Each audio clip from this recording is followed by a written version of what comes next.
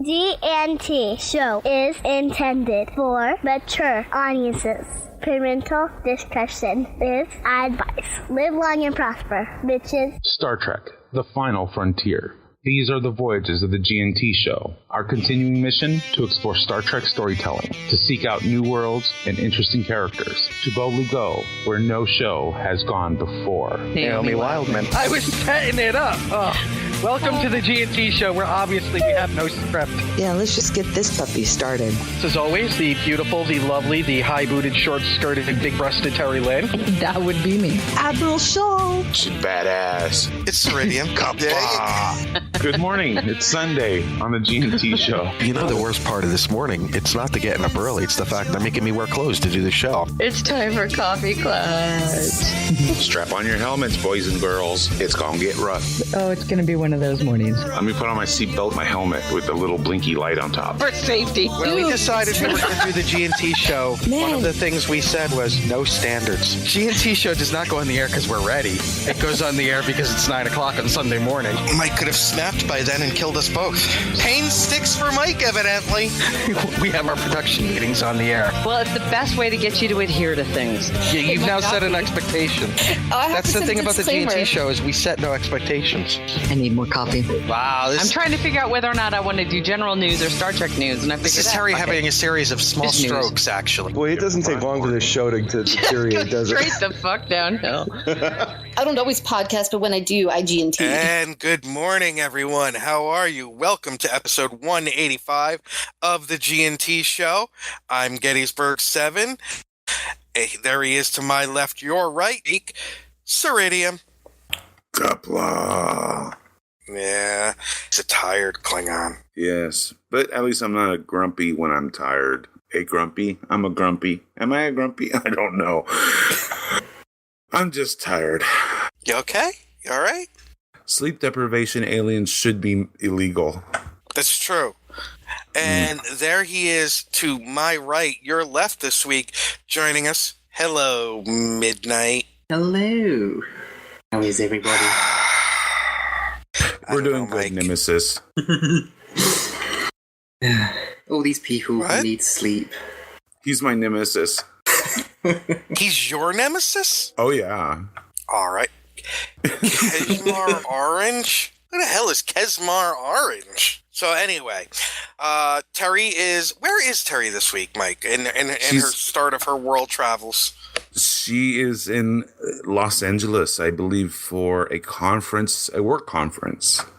Oh, that's right. It's Terry, the tour. Coming to a city near you. Now, we may be having someone else join us later, so we'll just keep our fingers crossed that this person wakes up, although I would prefer the person hadn't slept at all, because that's, Yeah, then she could be just like the rest of us. Yeah. Steve does not sleep. So there's like no sleep, and little sleep. Well, that's because he does sleep, but it's like he goes into hibernation. It's a deep sleep for like 15 minutes. Last night I actually did have a good night's sleep. I got 3 hours. Wow, that's how you. That's you probably don't know what to do with yourself now. You got enough energy for a month, don't you? You woke up, you thought it was May. But then I didn't actually go to bed Friday night, so I'd got up 6 a.m. Friday and went to bed at 6 a.m. this morning for 3 hours. So. It was like Rumpelstiltskin, or is that the fairy tale with the guy falling asleep underneath a tree and wakes up like several years later? I'm not very good with fairy tales. It's not Rumpelstiltskin. I can't remember the name. He wakes up, he's got the super long white beard, and yeah, that's is that Rumpelstiltskin? I can't remember. I don't know anymore. Our chat room knows everything, so if you know what... Is it Lazarus? No, it's not Lazarus. Lazarus came back from the dead. That's a deep sleep. That's a deep sleep. Rip Van Winkle. Rip Van Winkle, thank you. Thank you, Jessica. And Jessica, why are you not in here, sweetie? Matthew, Mav said Rip Van Winkle. make sure you give the bonus points to Matthew and Marv for getting it right. Yep. Fred Flintstone did do it once. That's right. Oh yeah. It's a good call, Marv. Speaking wow, of Fred Flintstone, shout out. Speaking of Flintstones, who is the little alien from the future? Great Gazoo. The Great How Gazoo. dare you? That's who it was. Oh my. The Great Gazoo. Yeah. Wow. Why? Wait. What made you think of the Great Gazoo? I don't know. It was just, we were talking Flintstones and the weird esoteric Rip Van Winkle connection. So it was like, okay, what other weird esoteric? Did he say, ladies and gentlemen, did he say Rip Van Winkle? It sounds like he said Van Winkle. Sorry, my mouth is not working this morning. That's what she said. Oh boy. Jake Galloway prefers Marvin the Martian. So I tweeted something last night and got to see your thoughts on this. Okay. I said, fans always debate who would make a great captain in Star Trek. I'm offended no one ever says Bill Murray. Why? Because Bill Murray. I could see Bill Murray being the guy that crashes the bridge. That would be the cool thing. Bill Murray would just walk over to somebody's station and push a button and go, no one would ever believe you. Can you imagine his interrogation techniques, though? Hook him up, and every time they answer a question, even if they get it right, zzz. That would be awesome. And he shows up, his ship. Oh my God. The USS Groundhog.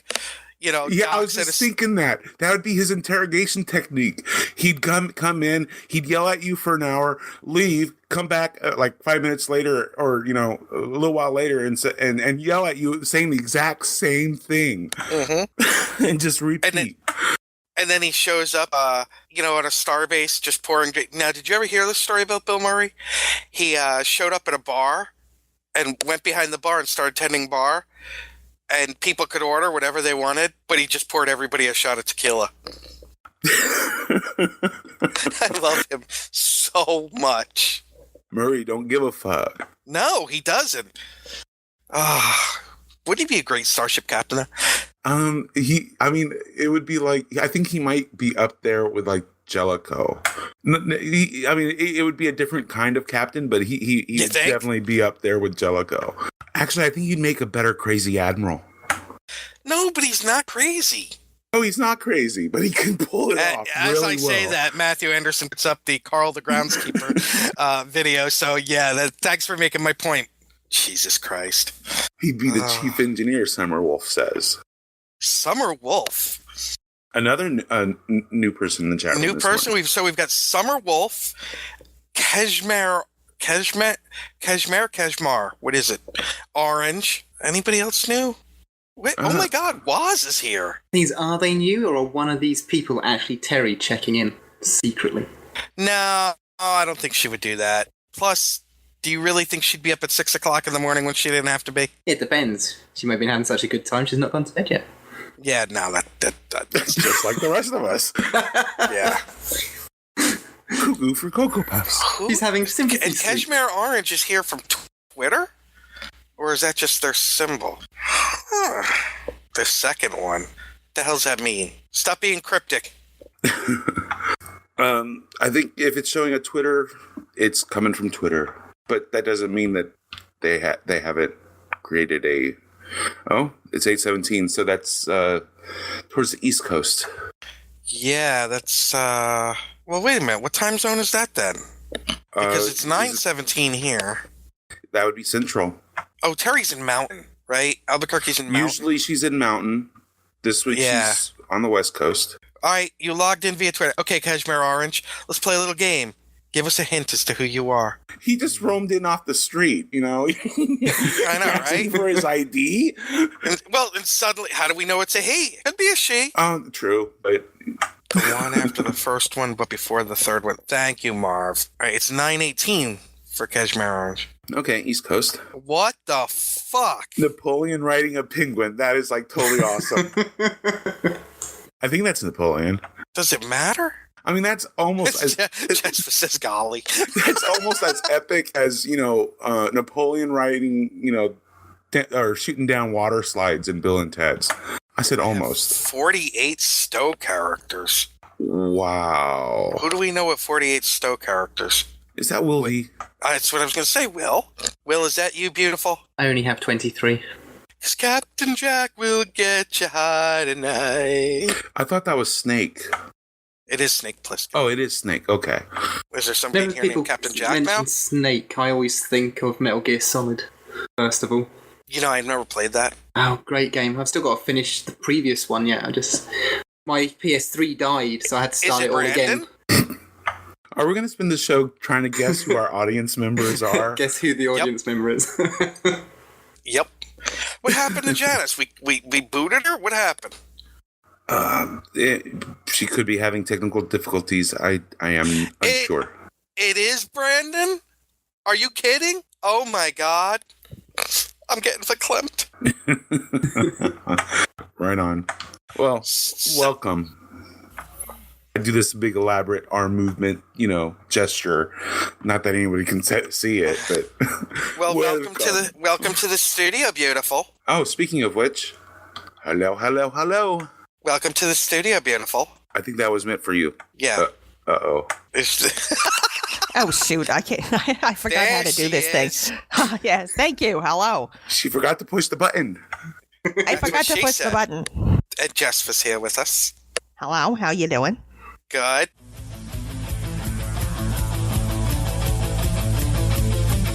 Star Trek News.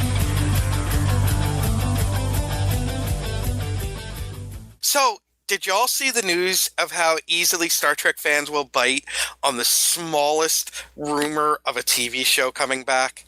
Yeah. They would never do such a thing.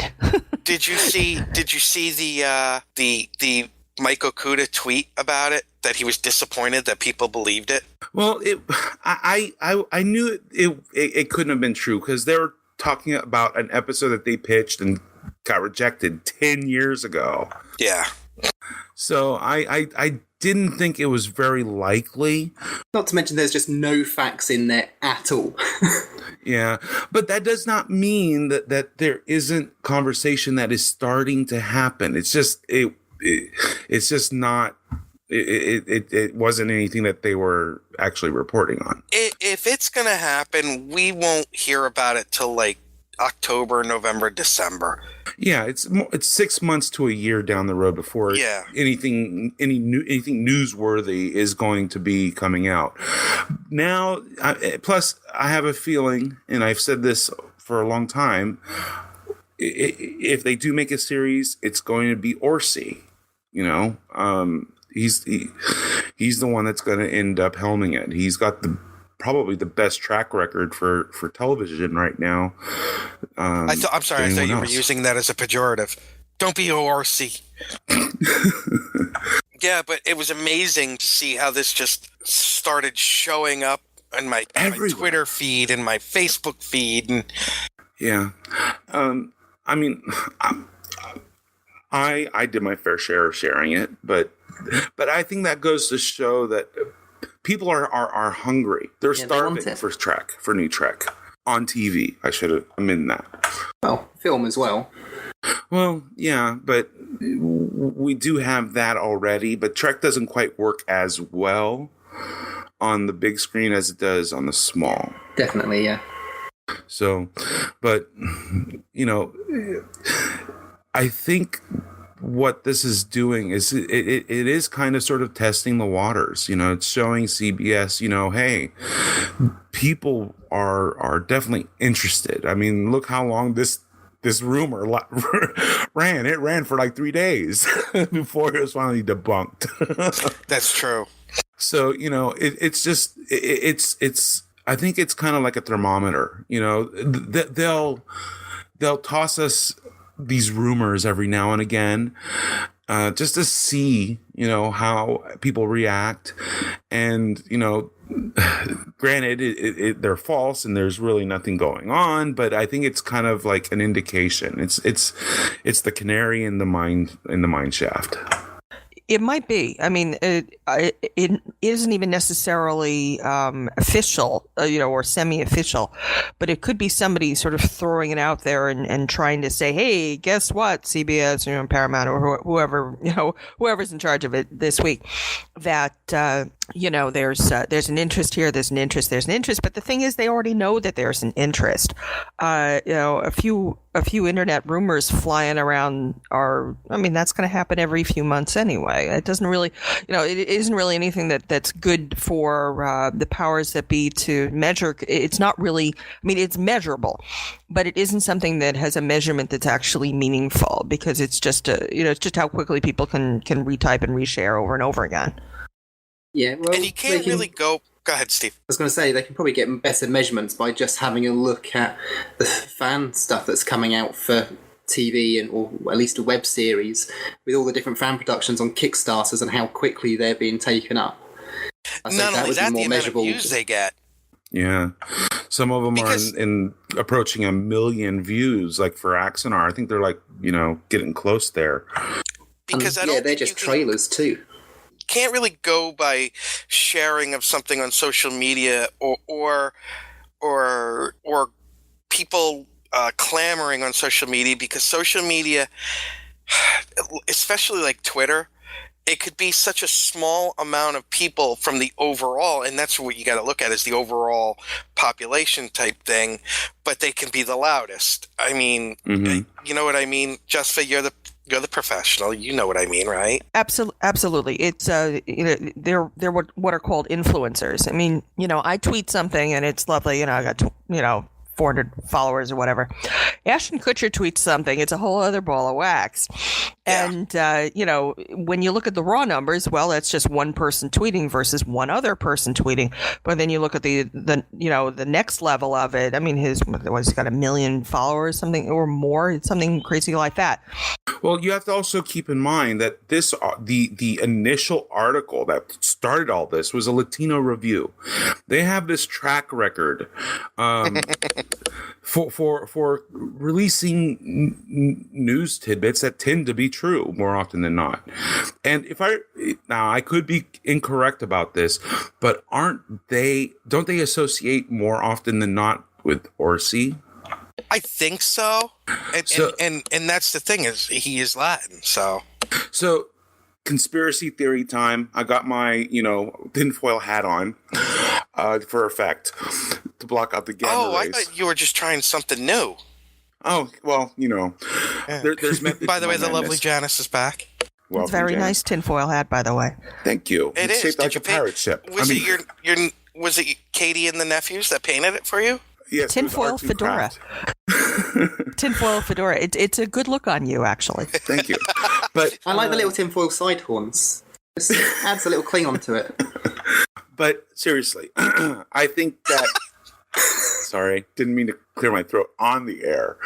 Forgot Seriously, to let go of the button. ladies and germs. Elbow to the ribs, and germs. But I think that I think Orsi was just kind of testing the waters just to see how many people just bite, and I think that's he said we're talking, but don't use my name just to see what happens, and because come on. He learned from JJ, and JJ does the whole viral marketing thing. So throw them a bone, see what happens, see what happens, and I think that's what happened. Is I don't know that. So let me take off my tinfoil hat now and get back to the show. And I scared away my co-hosts. It's not impossible. I mean, they can also be putting out feelers to see what happens. And it could also just be clickbait. Well, there's that too. Yeah. But there is a possibility that, you can throw it out there. But when you do a campaign like that, you really have to have like a benchmark sort of metrics going on, because, 20,000 people or whatever sharing it. I mean, it looks to us, that looks, oh my God, that's freaking awesome, because, considering our levels of engagement. But for something that you want to bring in as a TV show, that you have to be in the millions. So understand, what does this translate into? Does 20,000 shares translate into millions of possible viewers? Or does that just translate into, okay, it's the same 20,000 people who are just, passing it around like the same, like the same joint over and over again until it burns down into nothing. They need to be able to show a network that they've got an audience here, that this is more or less a sure thing. I know Terry has talked about this before, where Sarbanes-Oxley kind of controls a lot of network life, where they want things that are, sure things and safe bets and stuff like that. So you really need to show that there's going to be a true audience there. They thought they were going to have a true audience with Enterprise. Look at all the people who tuned in for the pilot, and then it fell off the radar really quickly. And and Enterprise, when they started off, they did everything exactly the way they were supposed to, and they got canceled after 4 years. Now, just real quick, speaking of influencers, this is one of the great geek things. And I think Matthew Anderson had the image up earlier. The first image of the Deadpool movie has come out that Ryan Reynolds put out. Well, the Deadpool has an official Twitter site now, and Deadpool only follows one person, Hello Kitty. Aww. I just thought that is just fucking awesome. Sorry, who sent us a... okay. So yeah, and there was just an article, I've got to find it, where Enterprise, people are going back now and looking at Enterprise all these years later and realizing, wow, it wasn't nearly as bad as we were saying at the time. Yeah. I must admit, I did enjoy Enterprise when it first came out, personally. I know a lot of people hated it, but a lot of people decided they would hate it because mainly of the theme music. It's like, you can't have words, and it's just like, well, I'm not watching it, and it's just like, seriously? Give the show a chance. And look, I liked season 1, got a little bored in season 2. Of course, season 3, a lot of people either love it or hate it. I loved it, and season 4 was beyond the pale and awesome. That was fantastic. Yeah. It's where it should have started, really. Well, that's when they figured it out. Yeah, and, it's funny because all the fans that were complaining in Season 1 and Season 2, I will take Season 1 of Enterprise over Season 1 of The Next Generation any day of the week. Oh my God, yes. I love Enterprise, and I see Enterprise as being, it's a huge inspiration for fan fiction. It's an enormous one because there's so many loose ends that were never tied up. There are so many open-ended news stories, backstories, and nobody knows what the hell's going on with Travis. Nobody really knows what's going on with Reed. And I write my own stories about Hoshi, but it's something different. Well, there's that too. No, I write her as the Empress. Man, you should read my stuff, man. That's not what I'm talking about. Oh, you'll be in your bunk? Yeah. Steve chuckling. No, it's Firefly. Yeah. It's just Jane. I'll be in my bunk. Yeah. So just because I'm actually doing a Firefly rewatch, but my wife's actually watching it with me now. And that's very timely because you all saw the news, right? What news? About a Firefly reunion? No. With the cast, the original cast? Neato. Yes. Isn't that the Con Man series that they're putting together? Wait, what? You have a link for this? The Con Man Indiegogo that we've been talking about for the past 2 weeks. No, this is something Joss Whedon announced. Oh, you mean the hoax page? You click on it, and within 30 seconds, they're laughing at you. Shut up. Shut up. What's wrong with you? You want to torture the only way that would work, Nick, is if you had a link to get shared with our. Yeah, I'm too lazy to do that. Actually, you see, I received a phone call at like 8:15 this morning. That's one of my favorite Deadpool Galactus. I don't know who that is that shows up at the protests and the marches dressed as Deadpool, but that fucker's awesome. Galactus snob. Yeah. Oh, is that with Westboro Baptist? Yeah. Get right with Galacticus. He's coming. I want to talk about that for a minute. What is that? Why am I looking at Will Ferrell about to take a load in the mouth? Will Ferrell was on, I think, James Corden late show. The new guy, yeah. And he sang the 1960s Star Trek theme song. He'll be for Zod. Sorry, Deadpool. And Kevin Hart was with him, and he was, by the end of it, he was like, "Oh my God, shut the fuck up!" Oh man, it was awesome. He has a voice. Oh yeah, you've never heard him sing "Afternoon Delight" as Ron Burgundy? Oh man, see, there's Sitting in the Aquajet 2000. Except this is high pitched. This is like, I can't think of the name. The guys that are snip, and Eunuchs? Huh? Like Eunuchs. eunuch? I mean, this is like eunuch level high pitched. It was like, wow. The guys that are snip. I'm tired. Let's just this GT 185. Let's the not think guys about that that. are snip, or just GT 185 snip. That's a castrato. Look at you with your education. Me with my $10,000 words. Look at you shattering those Jewish stereotypes. Oh, good Lord.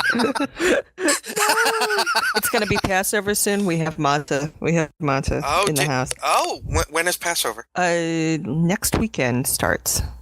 Same time as Easter? Yeah, it always is. Easter is the Sunday. Was it like the first Sunday after the new moon? And Passover is, I think it's 7 days after the new moon. So they pretty much always coincide.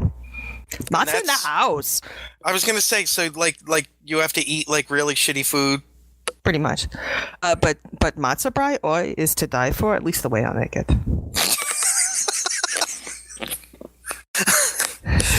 We need the first Star Trek.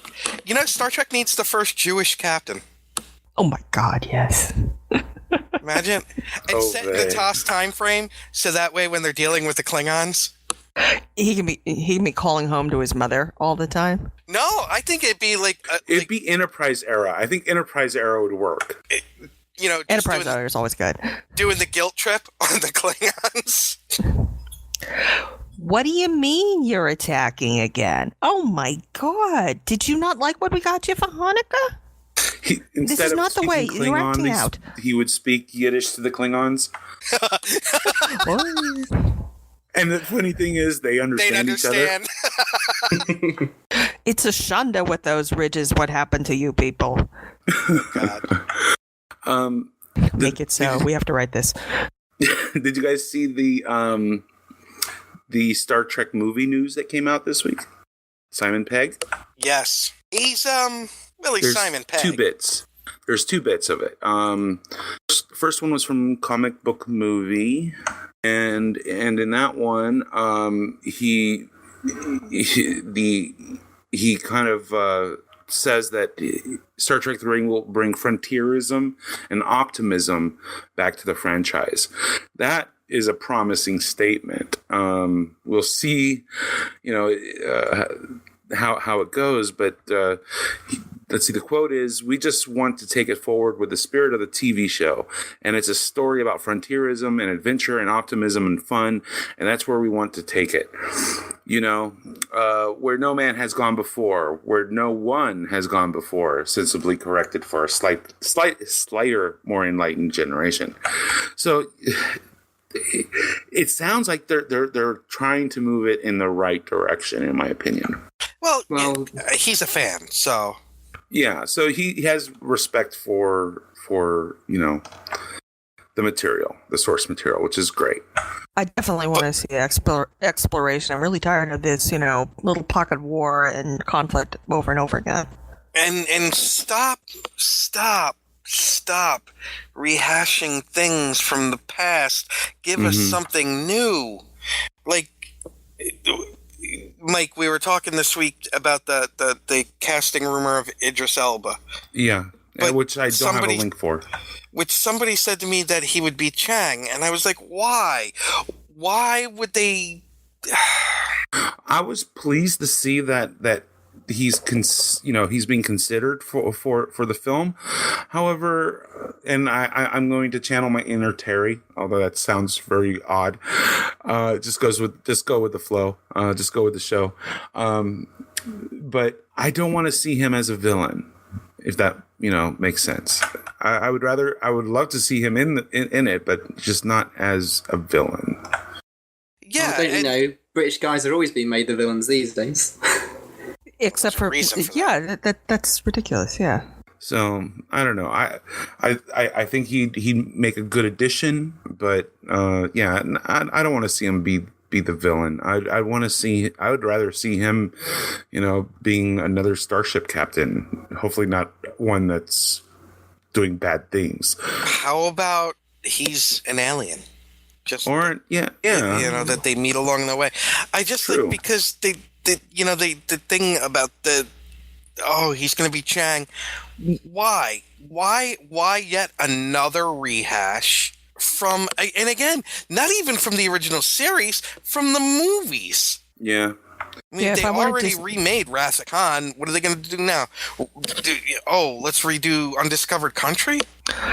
Let's bring in Lawrence Lapkin-Bell again. Stop it. Stop it. Well, in the last... Now that one could deserve be remade, except better.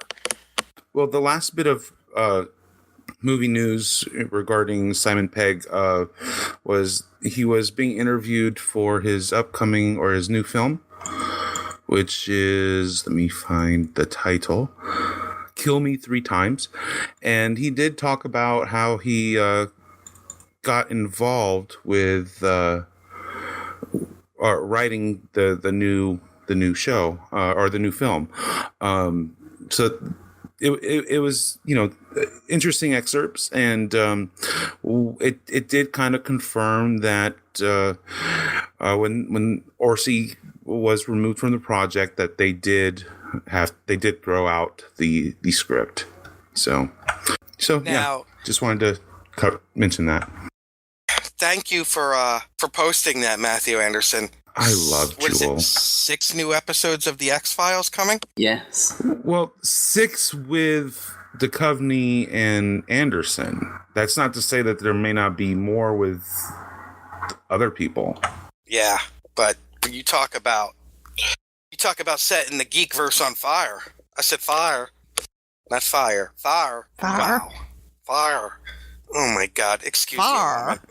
What? Fire? Now that's a fire. But now, boy, I said boy. What in the fuck? What in the fuck? I said boy. The holy fuck are you talking about? Foghorn Leghorn impressions today here on the GNT show, folks. How many of our audience actually know who Foghorn Leghorn is? You, me, who else? I'm sure Matthew Anderson. I know Marv would. Oh boy, I don't know if I should say that. What? Really big chicken. I was thinking, isn't he the inspiration for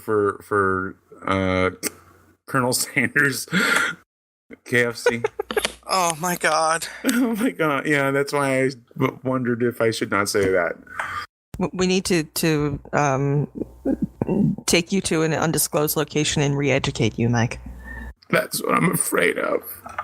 Oh, that'd be nice. Make it like that new. Now, speaking of good filmmaking, because we were talking about stuff, I'm going to say this right now. If you've watched, and yes, okay, Commercial Squirrel. Oh, thank you, Matthew Anderson. Who is Summer Wolf? Summer Wolf, identify. That's Trek Radio's DJ Summer Wolf, isn't it? Probably.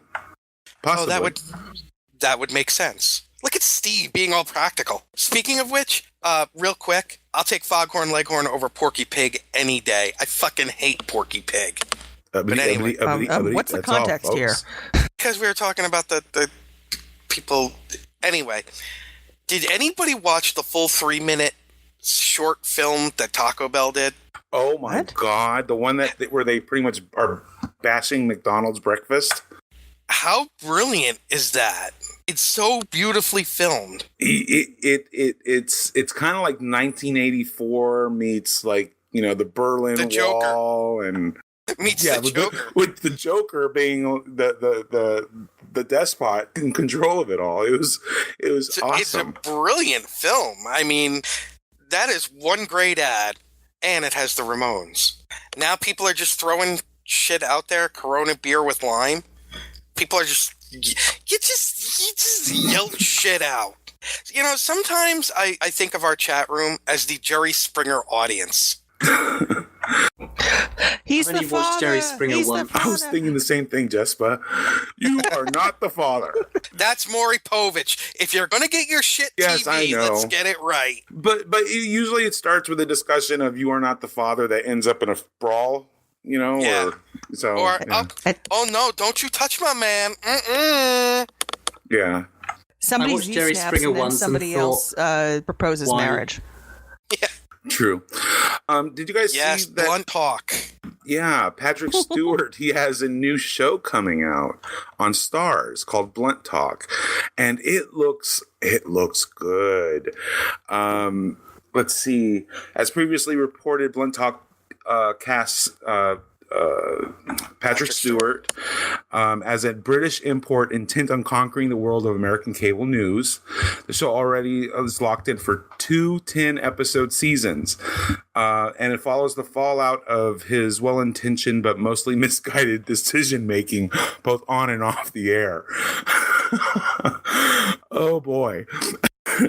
But it seems like it's gonna be a fun little show, and it's going to be launched in the summer. So look for it.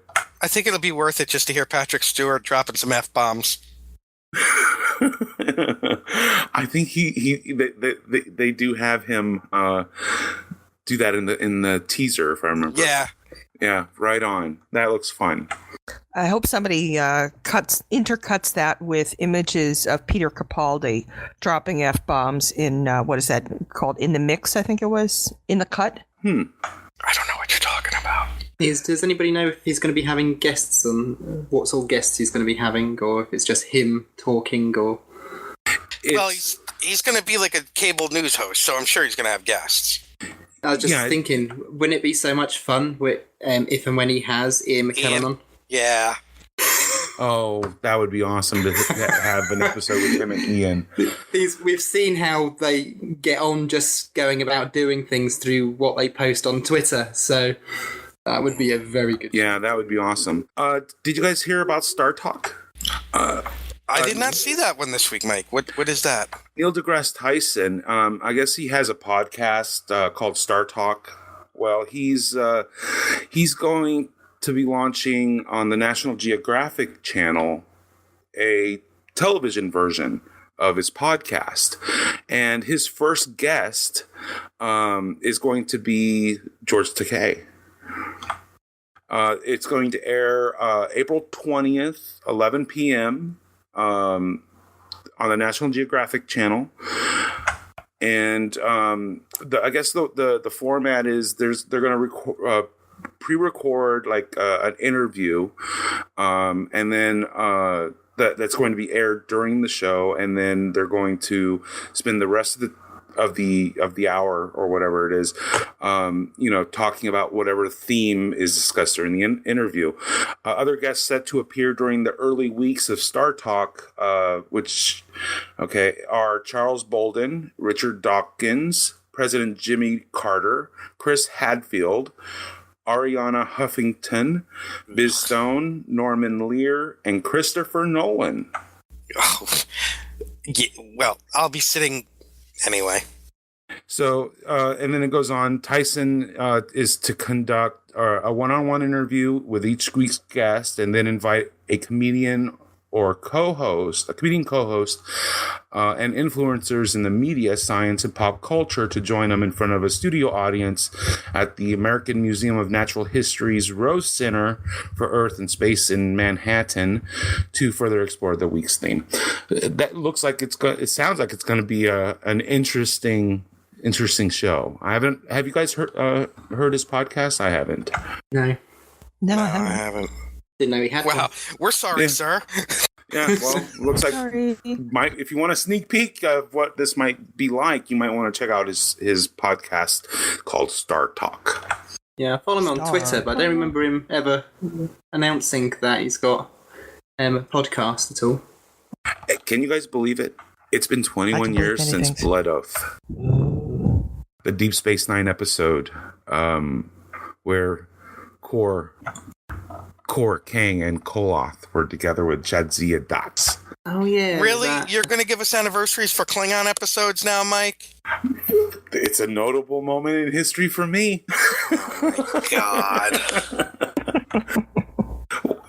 When it's a notable moment in history for Romulans, I'll be more than happy to have you won't. No, you won't.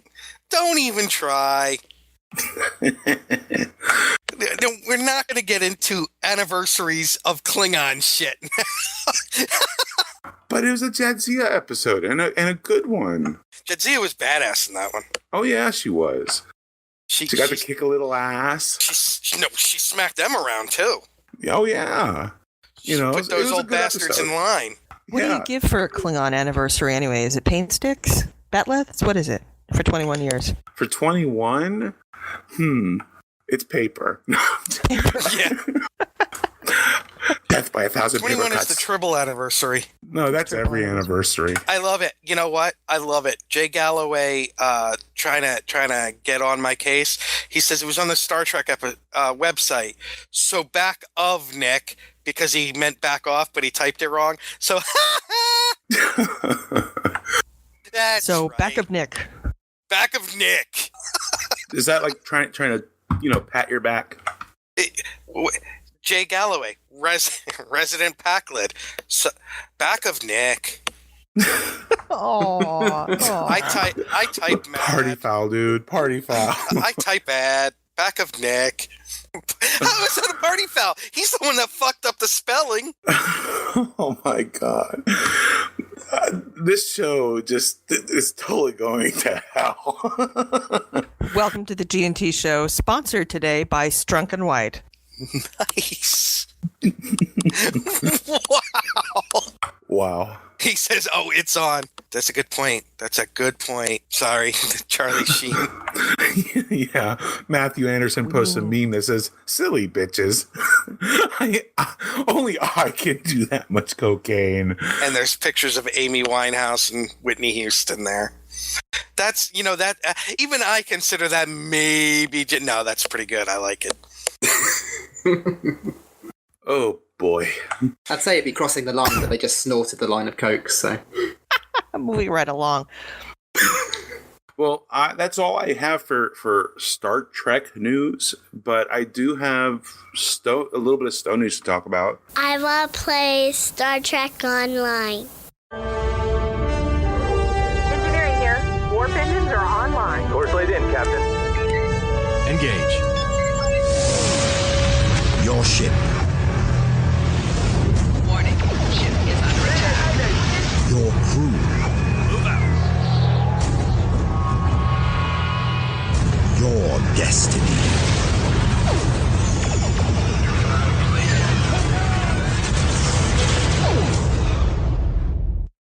First up is the pilot bridge officers, which is part of the upcoming pilot specialization.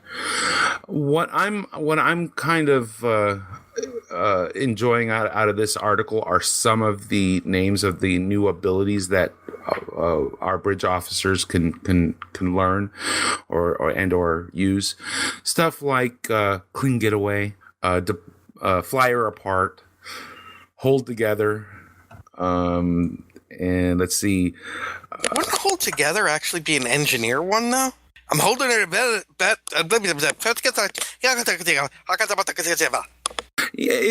holding her together the best I can, Captain. That's always what the engineer says. True. But let's see. The description for that one is for several seconds, restore your hull over time. The effectiveness of this restoration is increased based on your current throttle percentage. If above a certain throttle threshold, this ability will also remove hazard debuffs periodically. So it is an engineering one. Yeah. So if Janice was here, we could talk about my throttle. Boom! Thank you. Then there's a few others. Reroute reserves to weapons. So that's like taking engine power, and throwing it into weapons. And then subspace boom. That's what. Never mind. But yeah, fly her apart. Yeah, that. I'm kind of curious to see what that one's like. See, now it would be awesome in that if somehow with fly her apart, you just start seeing little pieces of your ship like trailing you.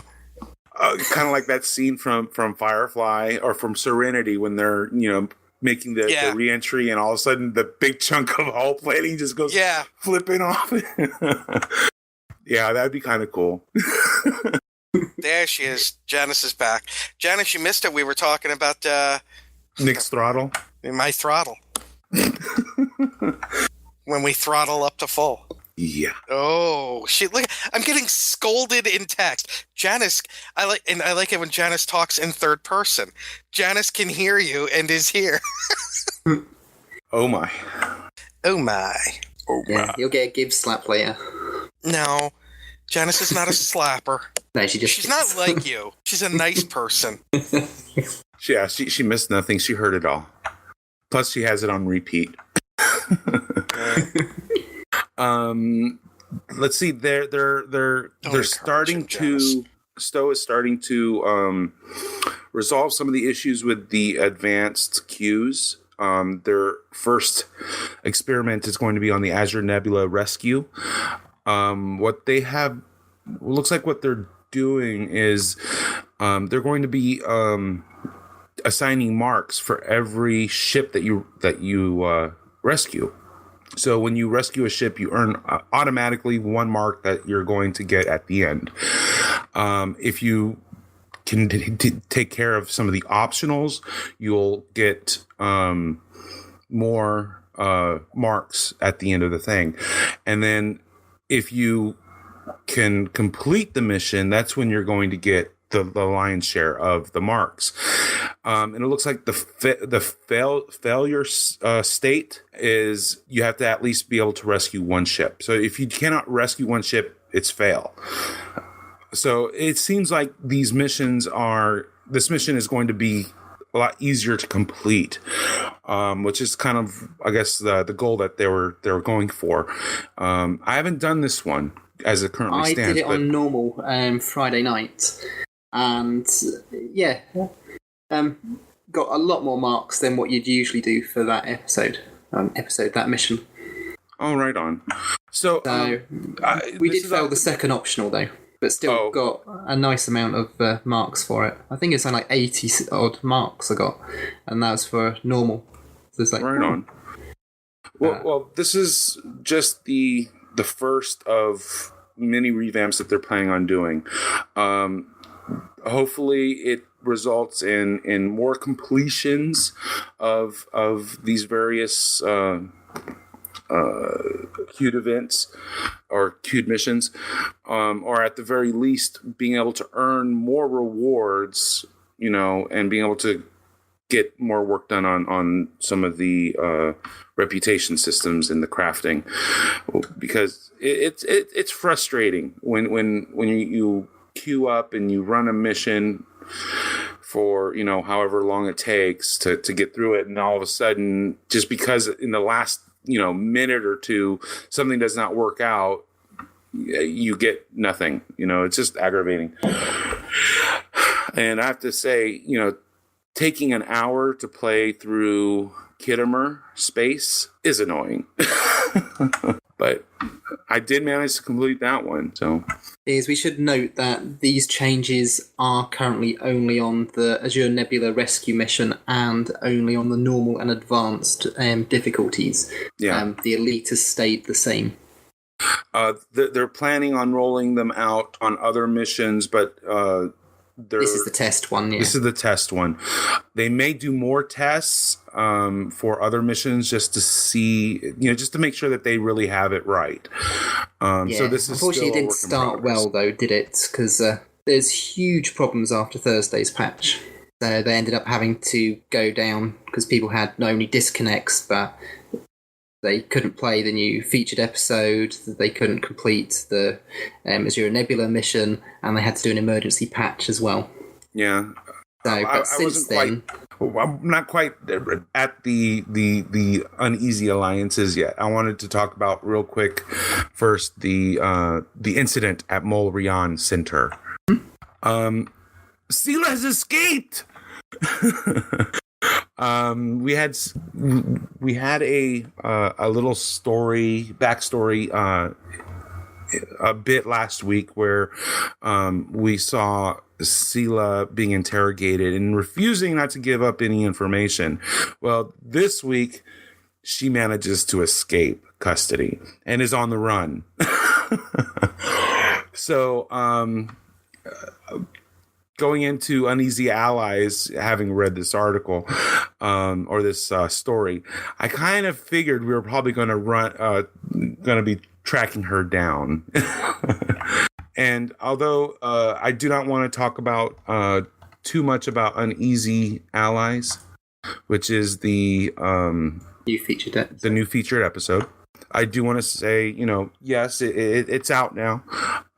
There were a few problems. I didn't run it when everyone was having problems. I ran it that night after the servers came back up and they had patched it. Do you know what the problem was? I don't Hopefully know. Without spoiling. I know there are some issues with people. They had to talk to Sela, but she wasn't there, so they couldn't complete the mission. But that has now been fixed. Although I've only been able to do the first part of the mission, I haven't had time to actually play it yet, not completely. Yeah, and there was this thing at the end that was just like totally blew my mind, but we can't talk about that. But what we can talk about, is that there's a new time-delayed 3-piece set. The first. Oh, go ahead. Yeah, I was going to say there is, and they're, as you said, it's time delayed. They're doing the rewards the same way that they did with what was the Cavalli mission called? The most recent one. Yeah.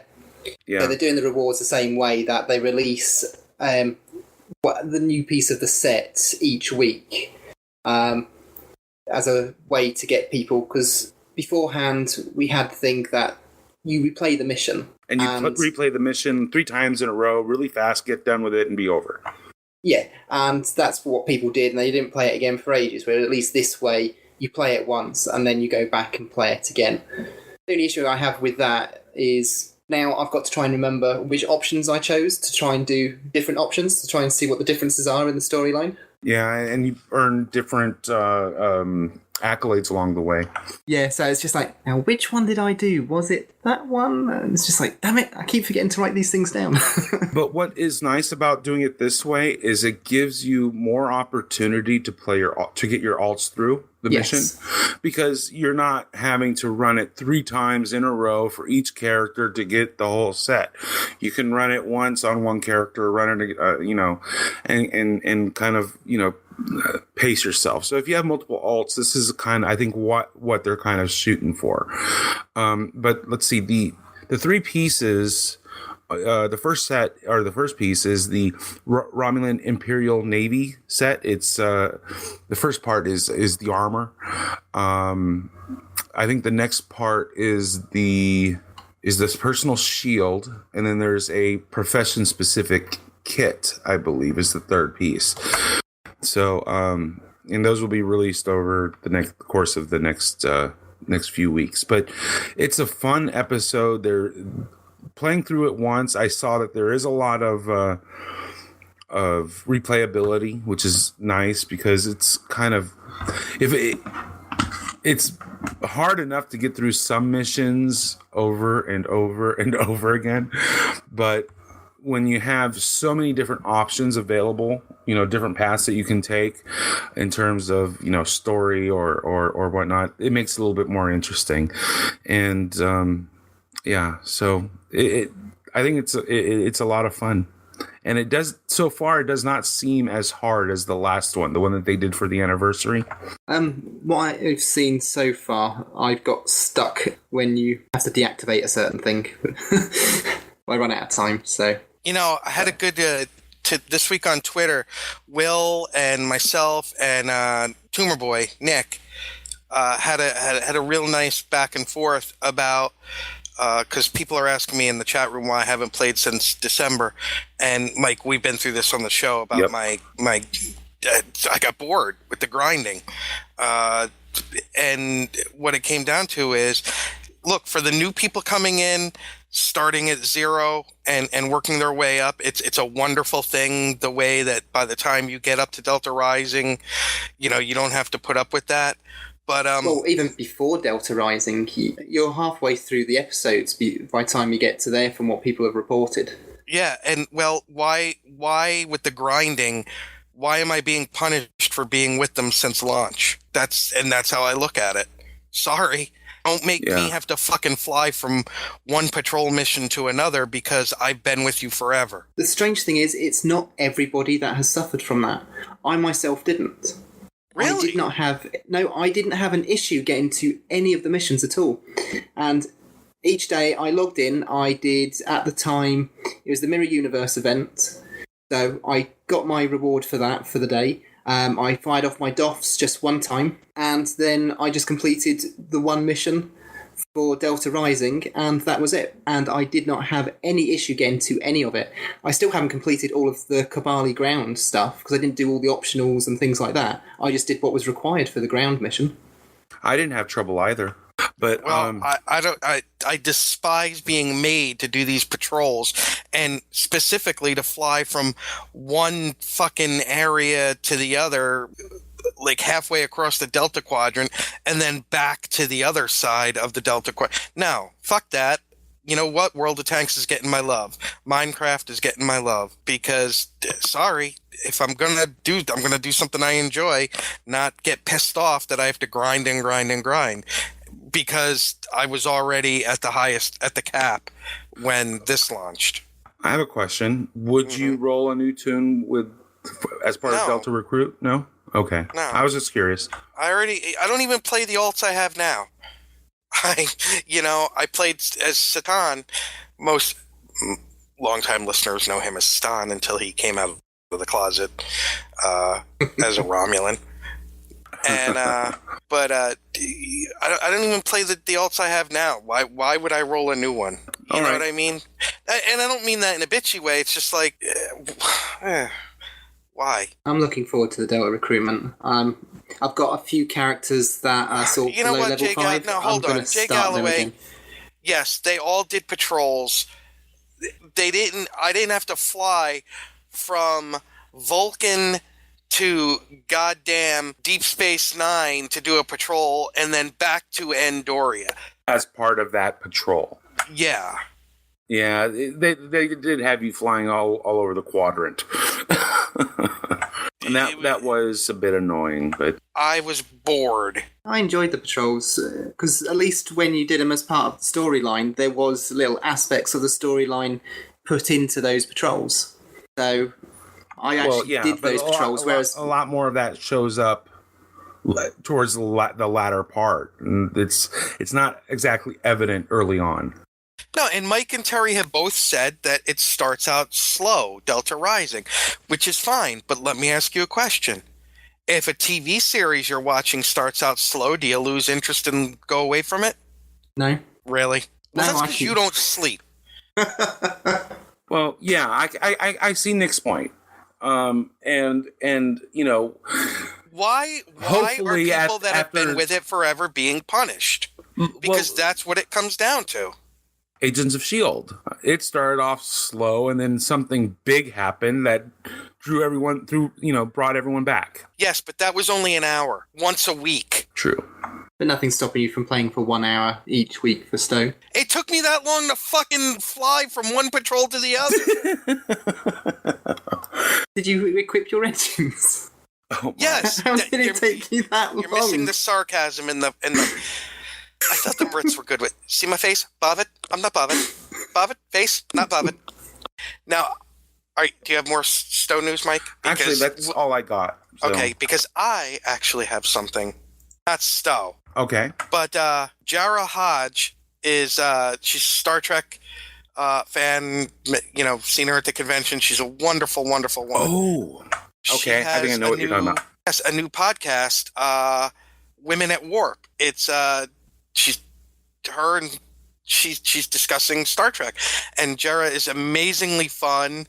And give it a shot. Now, she describes it as a feminist Star Trek podcast, but it's a great listen. It's a lot of fun. Right on.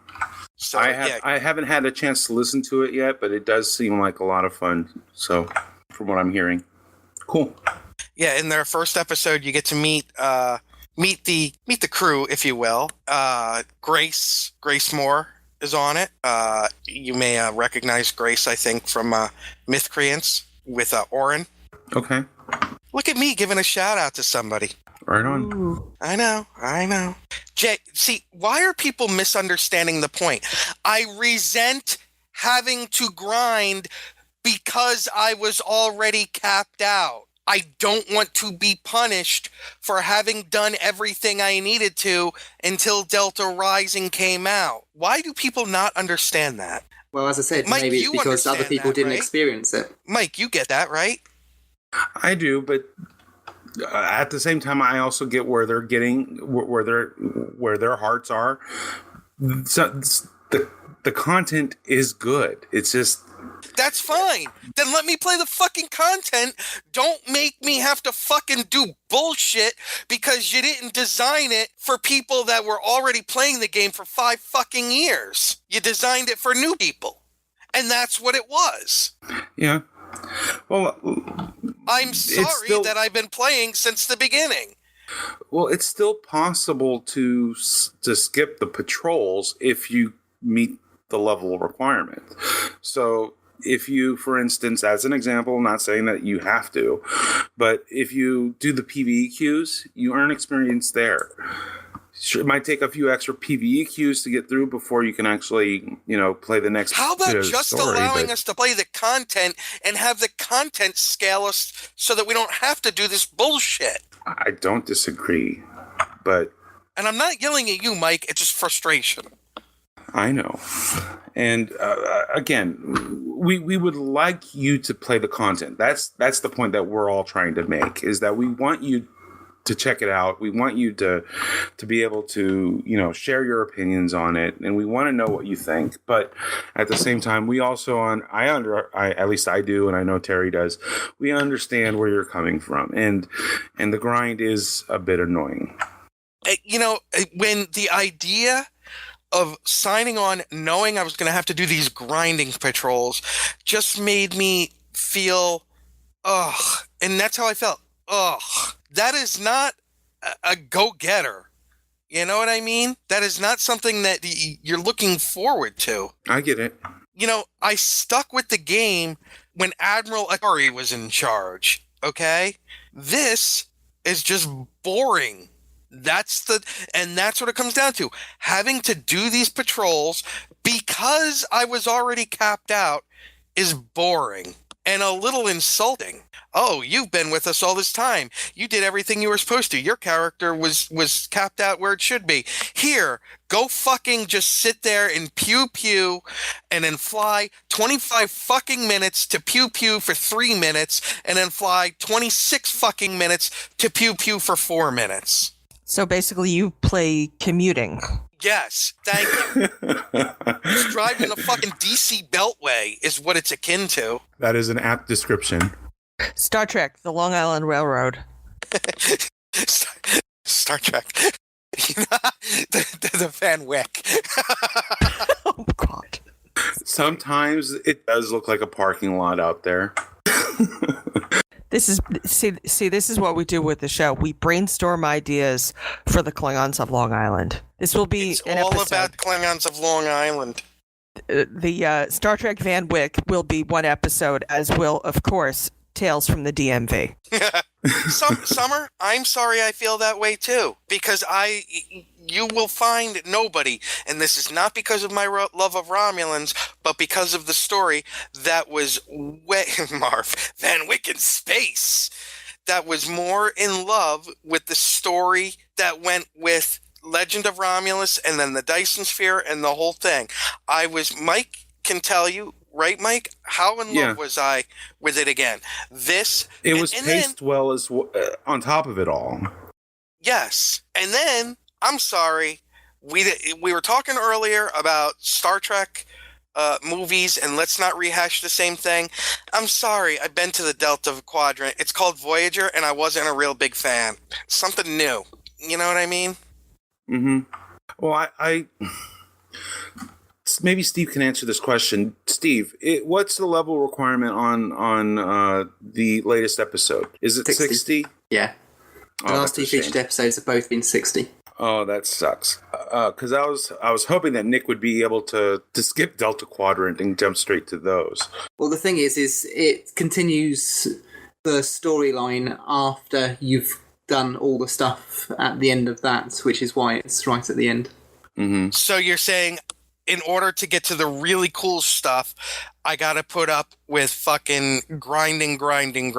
Which is any different than what you do with SOTOR or anything else. At Vice Admiral. But the thing is, as I said, although you're not alone in this, it's not everybody that's been affected. Now, I couldn't figure out why myself and loads of other people have been able to play straight through without any of this grinding that you've had.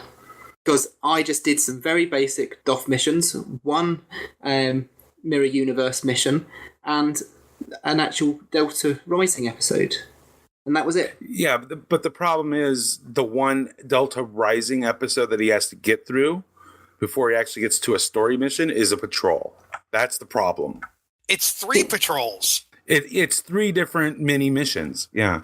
Or 5. I didn't start playing patrols until they added that. Now I went back because I actually enjoyed those patrols, and I'm actually doing the ones back in the Alpha Quadrant to get the accolades since then, because I never bothered with patrols before then. So say that again. I'm sorry. I was trying to understand what you were saying. Say that again. Okay. When I started playing the game, I never did any of the patrols. The only time I ever did any of those sort of missions was just to test stuff I just stuck on my ship.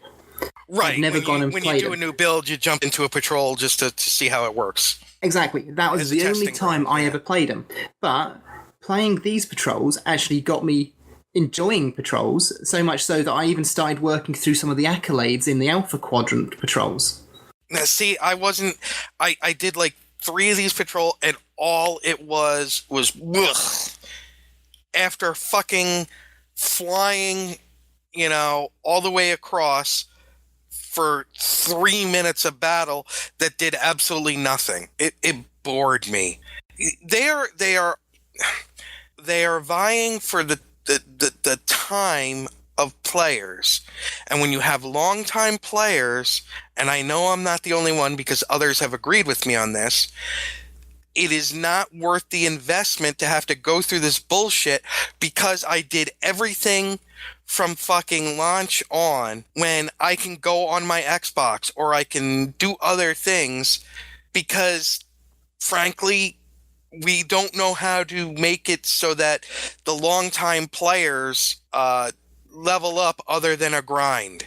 Summerwolf says that they played Uneasy Allies at level 54.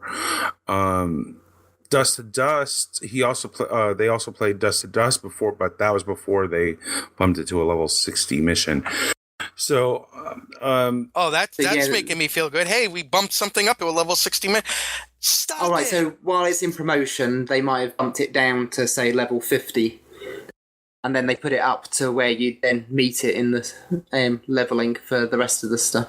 So if you play it while it's being released and while you've got all the rewards, so for those 3 or 4 weeks, it might be a level 50 mission. And that might be enough to get you past the patrol mission. I'm just saying, you should be able to skip the patrols. But okay, let's change the subject because we're gonna give him a yeah.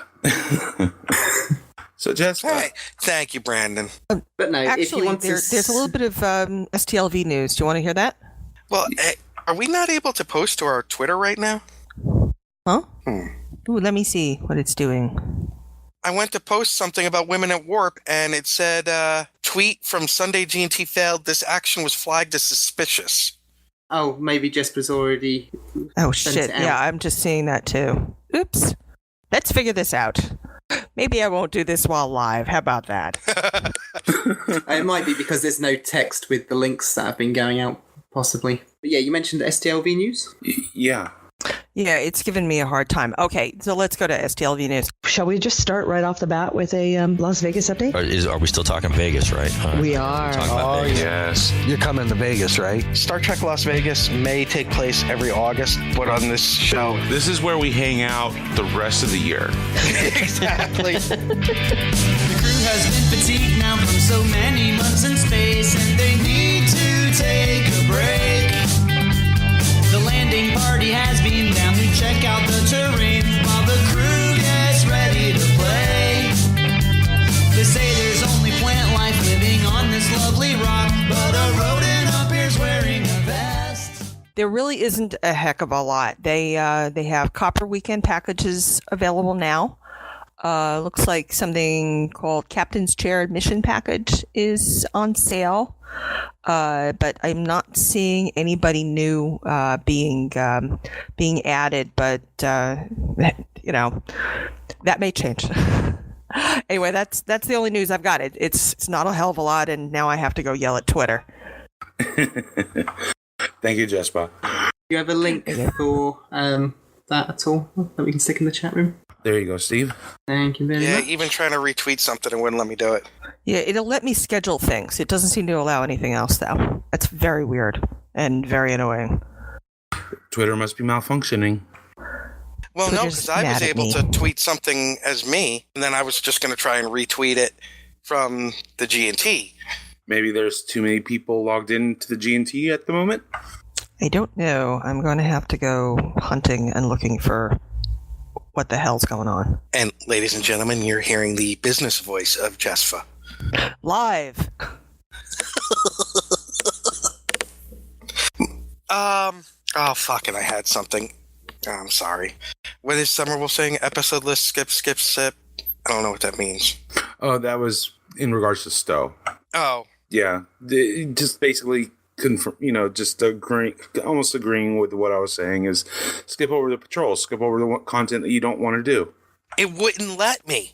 You have to be above the thing, which is kind of why we were saying. Which is kind of why we were saying play, some of the other content and then go back and skip over. But anyways, I don't want to. Yeah, no, we can always join you and do like defer a ground or something to get you over. That is really poor construction. That if I'm in the Delta Quadrant, I don't want to have to fucking let me do the story. Legend of Romulus was a great example of you didn't have to do that. But some people still did. That's the hard part. It's been designed. But don't make it so you have to do what... Oh, you're not getting it. Why does the story itself not allow you to level up? Why do you have to grind? That's poor planning. And it's for the people that have been there forever that their characters were already capped out. If they didn't have the option to skip an episode, then they could probably make it that once you complete one, you go straight into the other. That's how it should be. I don't want to read a book. Okay, I don't want to read a chapter of a book and then have to go read a comic, watch a short video, and read a blog, and then come back to the next chapter of the book. Does that make sense?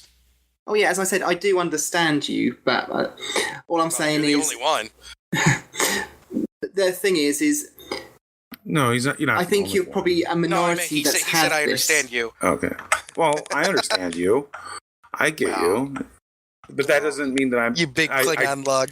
That doesn't mean I don't want to see you return to the game and enjoy the content. You still want me to create a Klingon. Of course. But, that doesn't mean that you have to. Well, we all know what happened when I created a Klingon character. That went tragically wrong, and that was our own fleet that did that. Real quick, a bit Thank you, son. of additional additional STLV news. I do believe Terry did mention to us this week that she did receive confirmation that we have our booth. So the GNT show will be there in the vendor's room. Party. Exactly.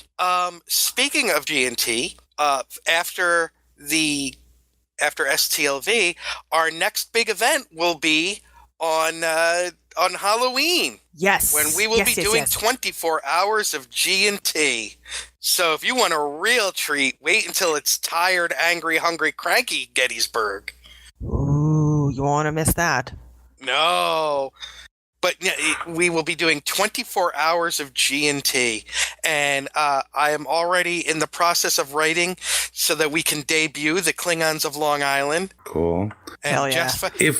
Jesfa is helping me with my Long Island references. I will put out one little... I'm scared to invite any guests on for 24 hours of G&T. We might get snippy. No. Well, some of you might. It's just a normal day for me. That's a good point. One of the things that I will put out there is, and like maybe, I know Marv will get this, but I don't think anybody else will, but that's okay. The Klingons live in Comac, Long Island. Yes. Yes, and there's a very specific reason I chose Comac, and Jesfa totally gets those. Yes, I do, and I know of this place, although fortunately I have never visited it. And that's all I'm going to say about that. Yeah, it's kind of a legend if you know the area. Yeah, okay, there's going to be jokes in this motherfucker that I'm writing just for me, and I don't give a fuck. That's the way to appeal to an audience. Yes, it's going to be a long stream of in-jokes, occasionally punctuated with stuff that other people will know what the hell is going on. All right, I'll give them just a little take that the Klingons of Long Island, the Klingons that are there have been thrown back in time, and they're living on Long Island in the 1980s. And that's all I'm going to say. We'll be sponsored by Aquanet. Yes. And the Awesome Murray Dance Studio. Of course. Of which there is one in Comac, Long Island. So, Mike, prepare to have your Klingon dancing shoes on. Hell yeah. Oh, see, I knew Marv would get it. Will they visit Valley Stream Mall? Hey, Marv. Oh, shit. I'm not gonna say it. Marv, I'm gonna send you something on a DM on Facebook. Well, Summerwolf asked, are we going to be doing video? I still like the idea of doing it on Twitch, like Geek and Sundry is doing their network. Only thing is, we couldn't do it on Twitch because that's for gaming. It would have to be some like live stream or Twitch. Go to the Geek and Sundry channel. They're doing it from a studio. Because I've heard of people being blocked from Twitch because they've been found out of not doing gaming. Dude, hold on. God damn it, Steve. Now you're gonna hold on. I got two things going on here. Mike Vamp. Since we didn't get a chance to talk about what we've been working on this week, I'll take that time to do so now. I've been outlining a few new chapters for my Ice World Trucker story. I'm expanding the universe and exploring it a little bit more, and I'm enjoying these characters and stuff. So I'm having a lot of fun with it. I've got 4, I guess, chapters or installments outlined already, and I'm working on a 5th and maybe possibly even a 6th, depending on how it goes. So either I'm going to have like a mini series of short stories, or I'm going to end up releasing it as like a novella or something. So yeah, that's what I've been working on. Friday, my nephews came over, and we had Uncle Mike Theater, and this week I introduced them to the Goonies. Hey, you guys! Hey, you guys! Exactly. They absolutely loved it. How can you not? I had posted. It's been a long time since I saw the movie, so I watched it with them and thoroughly enjoyed it. But at one point, seeing them getting so into it, I pulled out my phone and I hit record and recorded about a minute or so of their reaction to the film, and it was just priceless because they were all so into it until one of them realized they were being recorded. And then all of a sudden the attention got shifted to, I'm going to make an ass of myself. Excellent. It was a lot of fun. That night we ended up also watching, because I couldn't get them to go to sleep, but we also ended up watching, oh crap, can't think of it. Well, we ended up watching 2 other movies. They finally fell asleep during Big, so. I do too. It was the perfect settle down movie. Big was the perfect settle down movie. A couple of adventure stories. Oh, Beetlejuice was the other one. Beetlejuice was the other one that we had watched. Oh, that's a great. Love that film. Movie. Yeah. Hey. So those were what we watched and got them settled down with Big, and so. Talking about Bill Murray earlier at the beginning of the show, Did you know that the role of Buzz Lightyear was written for him? Really? Did not know that. Oh, wow. And he turned it down. Forrest Gump was written for him, and he turned it down. Interesting. Yeah. Could you imagine Bill Murray as Buzz Lightyear? I gotta say, I think Tim Allen was perfect for Buzz Lightyear. Yeah, but I also think they probably ended up rewriting it for him specifically, though, after the fact. But that would have been quite interesting, though, to see Bill Murray as some of those characters. Hey, Jesfa. I sent Marv those 3 words for Y and Comac, and he just said, "Oh, hell no." Excellent. Excellent. I have no idea what you guys are talking about. No, you will when the script comes out, Mike. We will have an audience. Awesome. Yay, yay. Yeah. And then poor Marv. We're going to take a day trip to Huntington. Absolutely. Absolutely. You have to understand, Huntington is where I was, well, I wasn't born there, but I was raised there, and certainly this is, it's where I got my refinement, was Huntington. Jesus Christ. I mean, yeah. Oh, my God. I'm sorry. Somebody just sent me something about our weather here. Just make it stop. Please. They're making me want to go to fucking Nimbus 3. Wasn't Nimbus 3 a desert area? Yes, that's my point, Mike. So you're going to California? I was going to say you're going to visit Mike. Ba-da-chung. Yeah. I'm shot. Yeah, it's a wee bit dry out here. That's what she said. Oh. Ooh. Some of that snow and stuff that you guys have been shoveling for the last few months. I wish you guys had sent some this way because we really could use believe me. Between Janice and Jesfa, I'm sure they would agree that they would love to send you the snow. You can have all of our snow. All of it. I wish we could. I like it when I talk to Janice and she says, "Yeah, I was up on the roof shoveling." Yeah, we had that too. And why don't you have the girls on the roof? Because it's too dangerous. Well, then you don't go on the roof. I see what the problem is with Twitter. They want us to change the password. Mike, you and I will do this after we're done with the show. Okay. How about that? Why? They said it detected unusual activity, which was, pretty much normal activity for us is unusual. I was going to say. I think the unusual activity is just too many people signed in on the same Twitter account, trying to send messages at roughly around the same time. It's very possible. It's very possible that we've got several IPs going on at the same time. And none of them are near each other. So we look like a big spam factory. Yeah. So we just have to kind of are. Yeah. All right. So announcements, or is there something else to talk about? I am over halfway through. Believe me, if you dated Marv, you would know. That's probably true. I am over halfway through. These are the the Voyages season 3. Right on. I'm up to the Empath. Oh yeah. It's real interesting for those that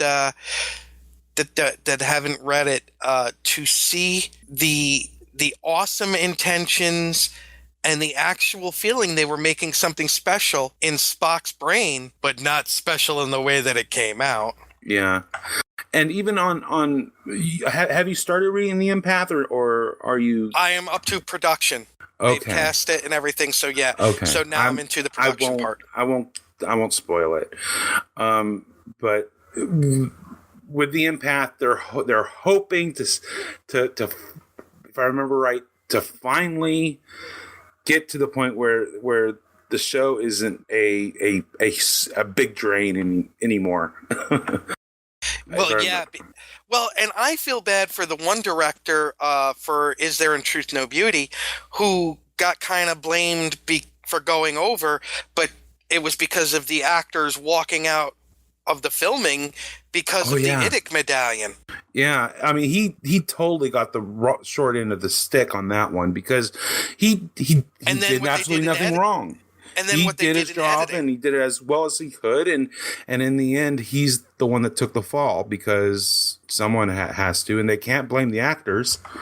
And then what they did in editing without him in there. Yeah, and he was not happy about that either.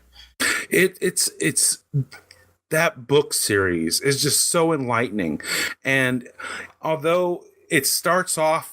It's amazing in the beginning when we're trying to, when they're setting up the show and getting things going, and when things seem like it's working, because all the parts are working together and everyone is trying to make something special. And then it's like almost towards the middle of the second season when things start falling apart. And things start going wrong. And then here we are in the third season, and it's just like rats on a sinking ship. Yeah, it's interesting. It's very good to see Gene Roddenberry's involved non-involvement. Yeah, I mean he kind of did it to himself. I mean, he did by making that bet or making And also in seasons 1 and 2, season 1, moreover, fighting some battles. He everybody. Yeah. The advice always is choose your battles. Yeah. And he chose some battles that he really didn't need to, so that when it came time to fight to fight a Normandy, he had no support. Yeah, no support and no cachet anymore. If you have not read These Are the Voyages, seasons 1, 2, or 3, honestly, not just because Mark Cushman is one fucking amazing guy and one of my, I love that man. It's so damn well written and researched. If you like to watch biography or behind the music or, anything like that, the background of stuff, and you're a Star Trek fan and you haven't read these, you're really, honestly, if you're a fan, you're doing yourself a disservice.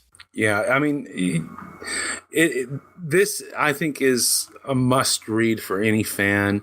If you're into production, if you're into Star Trek, I mean, it covers a gamut. I mean, the interest level for it is wide. I mean, you don't have to be a Star Trek fan to like this book. You don't have to be someone who's into television to like this book. If you're a fan of the process of writing and production and all of that, these books give you so much into.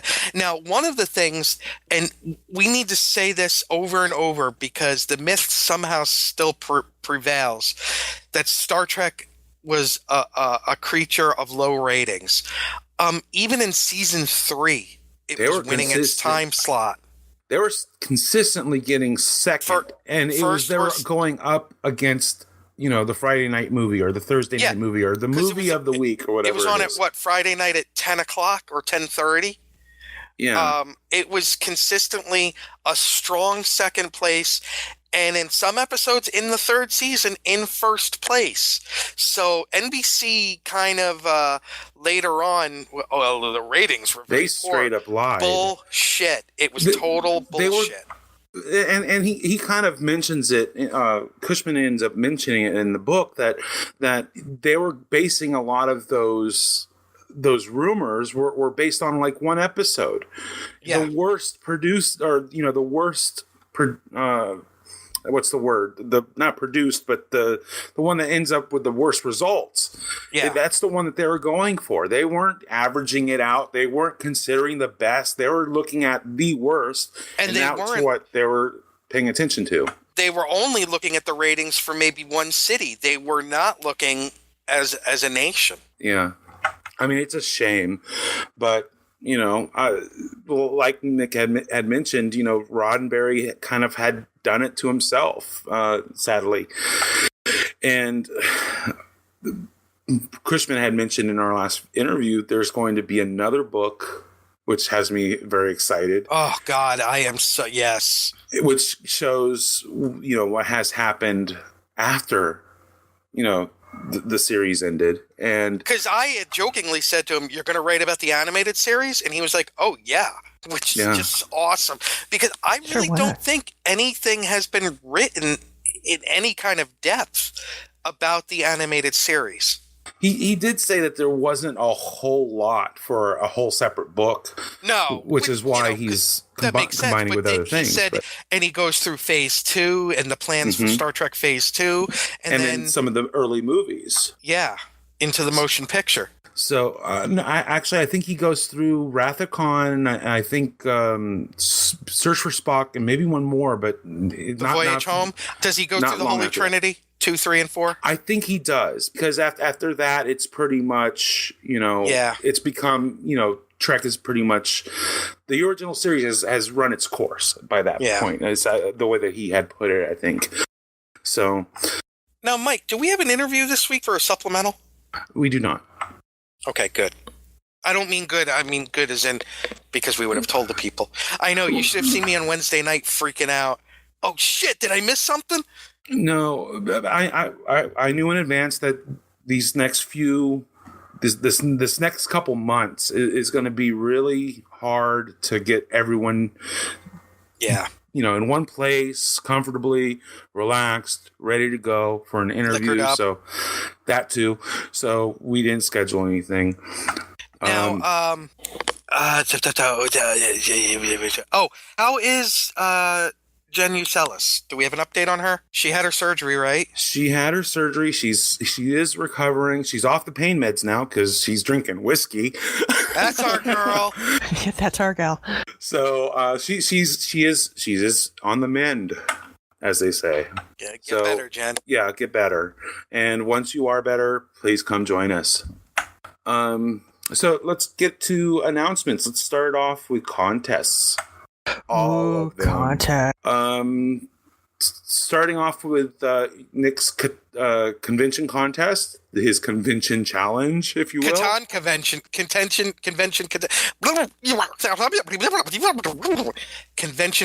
contest. Yes. Basically, what we need you to do is, if you go to a convention, if you can trick, fool, or convince a Star Trek celebrity to say, "I never listened to the GNT show" in public while being recorded, you win.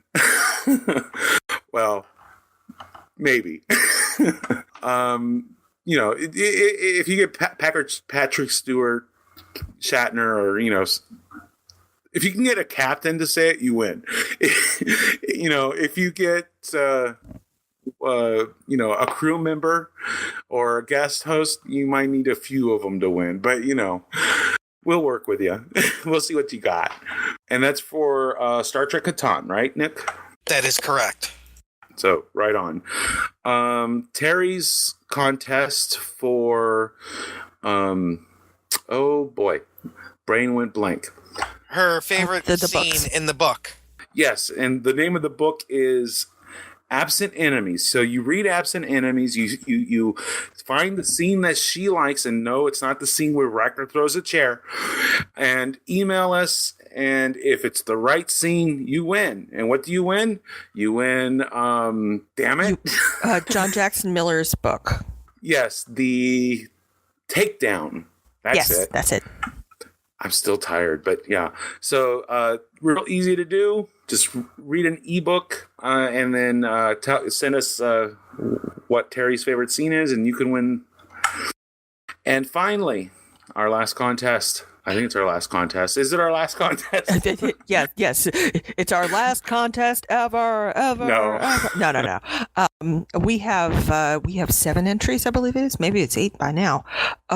Which is YIGNT, and that's hashtag WHY, the letter I, G, the letter NT. So it's nice and short. Pop that baby onto social media, Twitter, Tumblr. Nobody's entered on Tumblr. You might want to try there. Google Plus. Your chances are high on Yes, Tumblr. Your chances are good. Google Plus, Facebook, YouTube, and tell us why you GNT. Why do you listen? Why are you part of the chat room? Why do you download us? Why do you subscribe on iTunes? Whatever your reason is, why IGNT. Contest is ending soon, folks. So get your entries in. We have lots of interesting, fabulous prizes. We've got a signed copy of Miles Away, which is Anthony Montgomery's comic. We have some Amazon gift certificates, and we also have an Enterprise D from Ships of the Line. So we're cleaning out our closets so you can fill yours up, folks. Right on.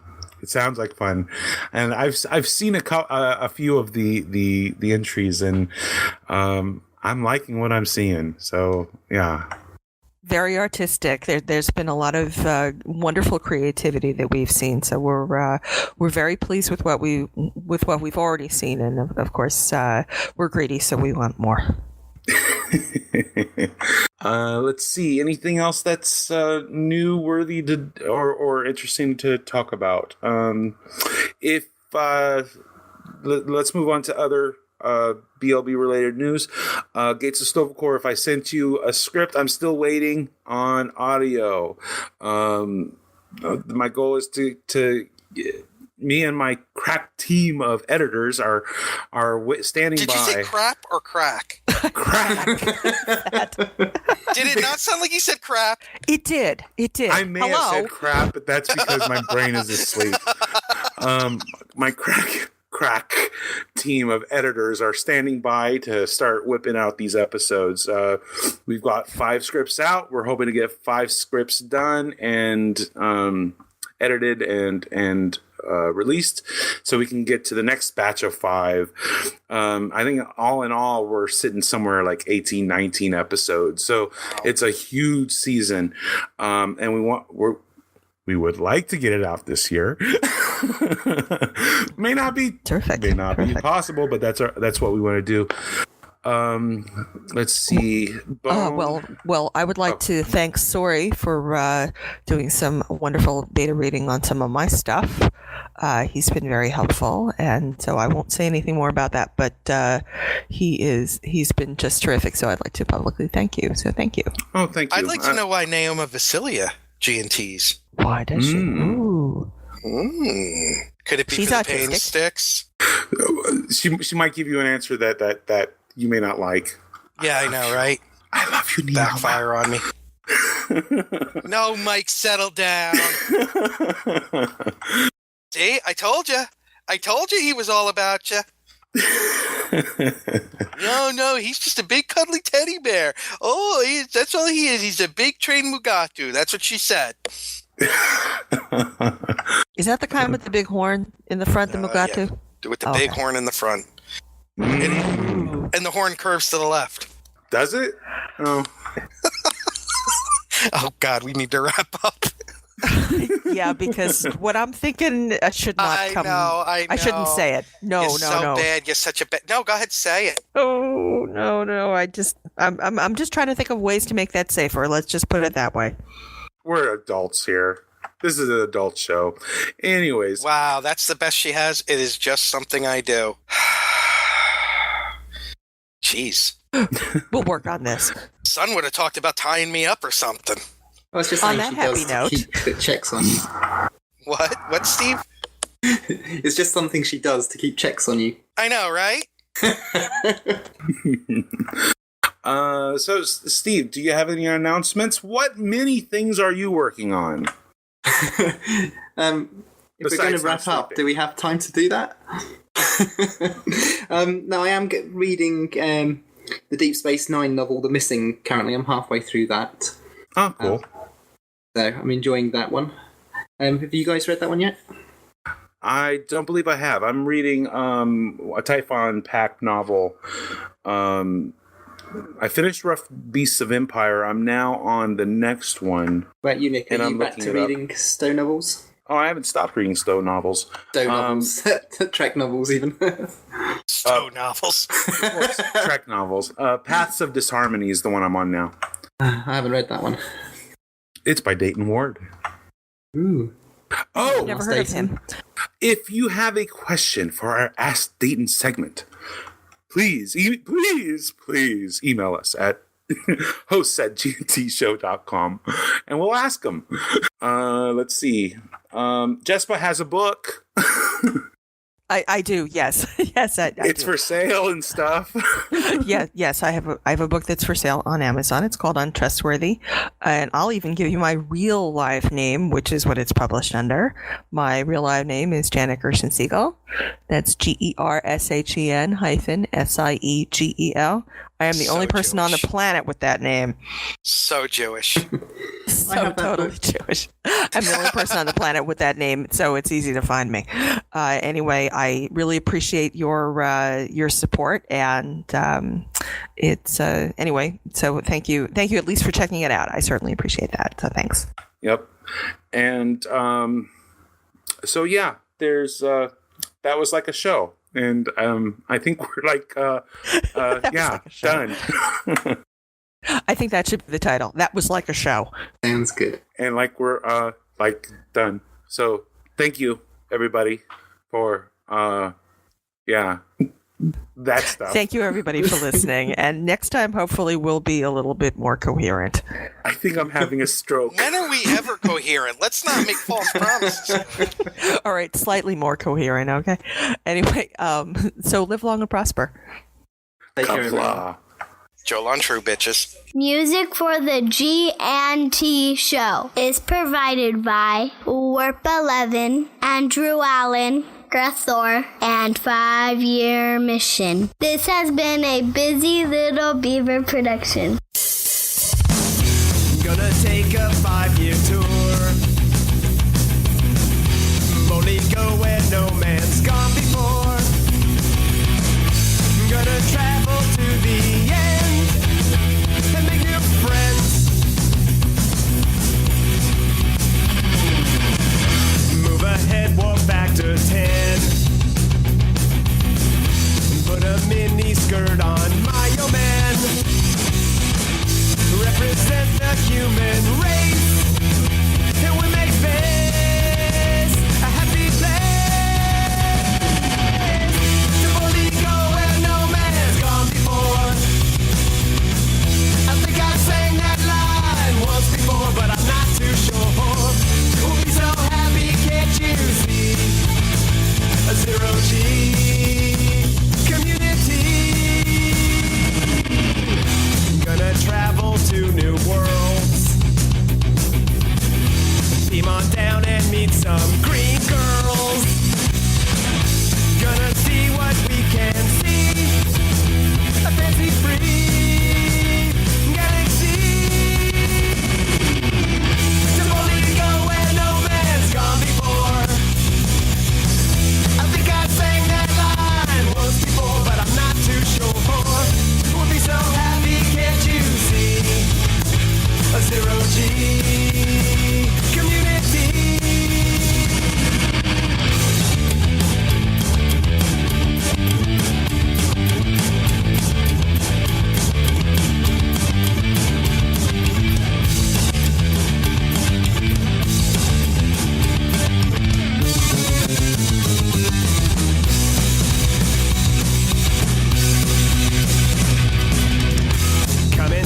tour